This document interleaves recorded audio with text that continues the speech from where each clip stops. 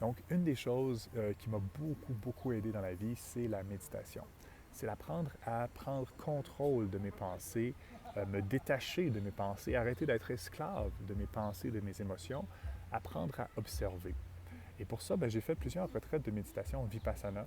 C'est une technique de méditation que j'adore, qui est vraiment phénoménale. C'est 10 jours en silence. C'est gratuit, on donne ce qu'on veut. Puis c'est vraiment une très belle expérience.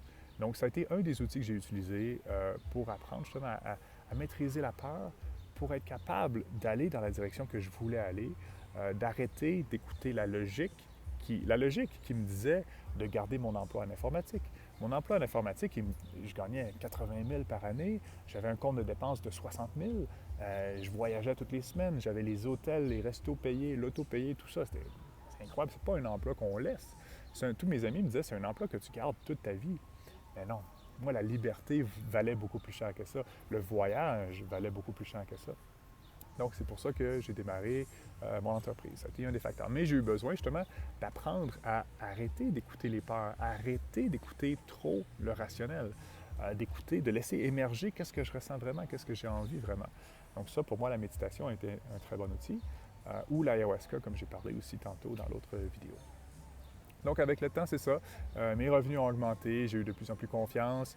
Il y a une chose que je vois, c'est que la plupart des gens veulent aller chercher des formations, ce qui est très logique, mais les formations, ça formate.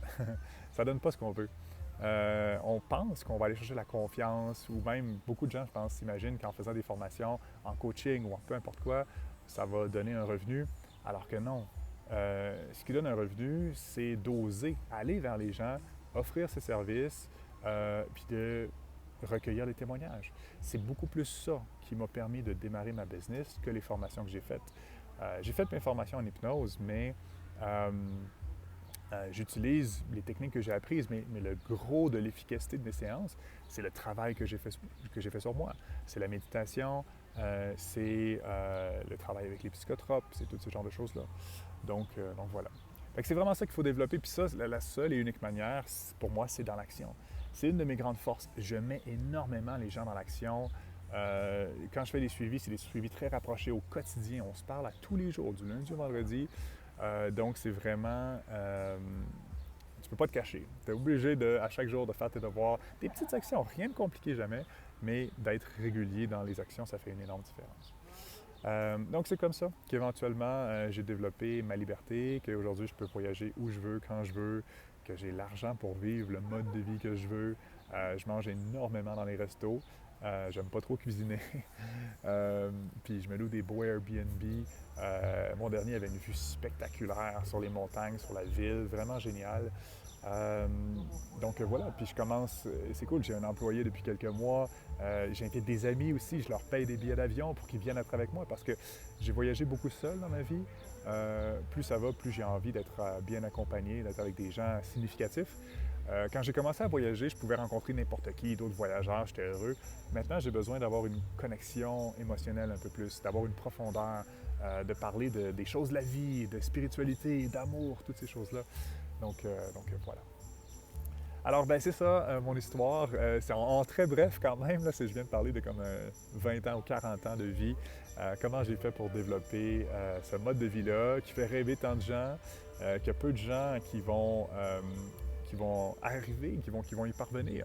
Je pense que l'ingrédient essentiel qui m'a permis d'y arriver, c'est de vouloir.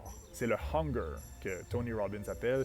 C'est un fort désir. Quand tu veux vraiment quelque chose, ça va arriver. Parce que quand tu vas avoir des échecs, des obstacles et des doutes qui sont inévitables, tu vas quand même continuer.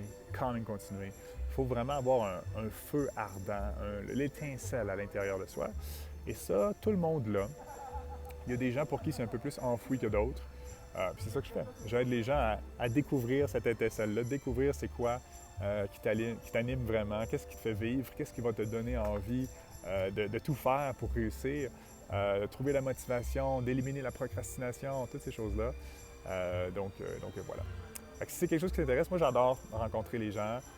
J'offre des appels à tout le monde, un premier appel comme ça, on jase, on apprend à se connaître, puis on explore. C'est quoi ta vie idéale? Parce que la chose qui me nourrit le plus et que je ferai gratuitement toute ma vie, c'est d'aider les gens à réaliser leurs rêves. Identifier leurs rêves, puis le réaliser. C'est ça que j'enseigne aux gens. Puis c'est de le faire gratuitement, de vouloir le faire gratuitement, mais de ne pas le faire gratuitement. Le premier appel, c'est gratuit, c'est juste pour rencontrer les gens. Puis ceux qui veulent continuer, ben c'est ça, ils peuvent continuer avec moi, ou sinon, ben juste le premier appel suffit. Puis le processus se fait, puis le cheminement continue. Puis moi-même, comme j'ai dit, ça m'a pris 3 ans pour vivre cette vie-là. Il y a des gens que c'est plus court, il y a des gens que c'est plus long. Ça dépend de ce qu'on veut, ça dépend à quel point tu as une urgence de vivre cette liberté-là ou la vie que tu as envie de vivre. Fait que voilà. Donc, that's it. Comme j'ai dit, prends un appel avec moi, ça me fait plaisir de rencontrer les gens. Si ça te parle, si tu as envie d'en savoir plus sur mon histoire, de jaser, que je te pose des questions aussi pour t'aider à identifier qu'est-ce que tu veux vraiment, puis à le mettre en place. Fait que voilà. That's it. All right. Bonne journée. Bye.